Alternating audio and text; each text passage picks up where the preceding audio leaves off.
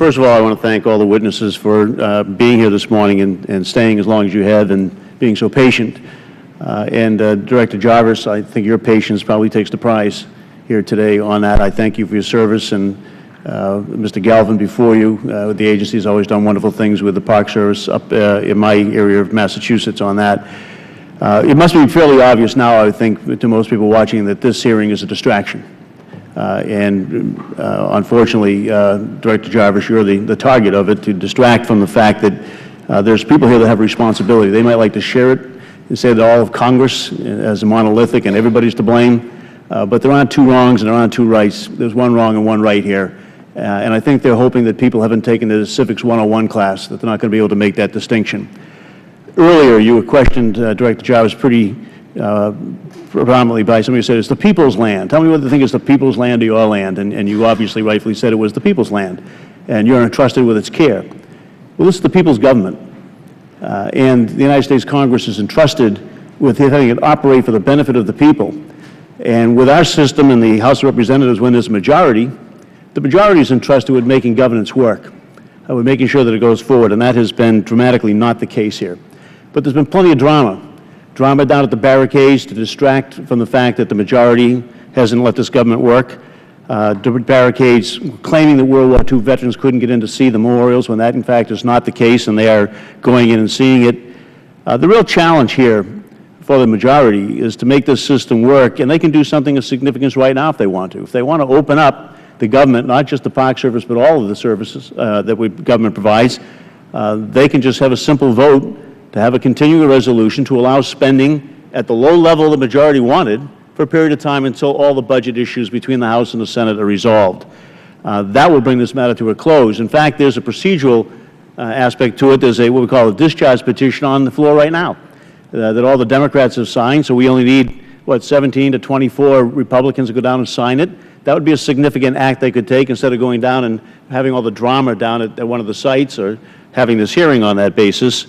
If they did that, then certainly veterans that are homeless, veterans that are students, veterans that are seeking jobs, veterans that have disability claims, all of them would get the services that they need and be ensured that that was going to happen. But we don't see that. We see a lot of hyperventilation about whether or not the Park services were handled in the shutdown exactly the way that others might have wanted to be done. I don't know, Director Jarvis. Maybe you took some action that were correct, some not. But I don't question your motives or the fact you tried to do the right thing by the law.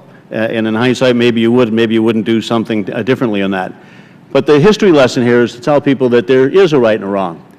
Right? This is a situation where Congress needs a blueprint of how it's going to spend its money. They need a budget. The Senate passed a budget. The House passed a budget. There were differences. People that took Civics 101 know that generally there's a conference committee that irons out those differences before the next spending year begins. Despite repeated requests for the majority in the House to go to those conferences and work out matters, they wouldn't do it. So when the fiscal year ended, before we started the next one, they didn't have a budget. Now, the normal course of business is for people to take and agree to some amount of money or some level of spending for a period of time until the Senate and the House can work out those differences. That's the dispute here. What level of money will be spent over what period of time while those differences are worked out? All of the Democrats said they would take the low number that the majority in the House, the Republicans, put forward. The Senate said it would take that number. And the answer they got back was no, they wouldn't let it happen now unless certain laws that they didn't like were nullified. Laws that have been passed, laws for which elections had been run where it was the focus of it, laws that the constitutionality had been found by the Supreme Court. And that's the failure here, the failure of the majority to govern, to keep this government open and to make sure it works for the people. And it's not Congress.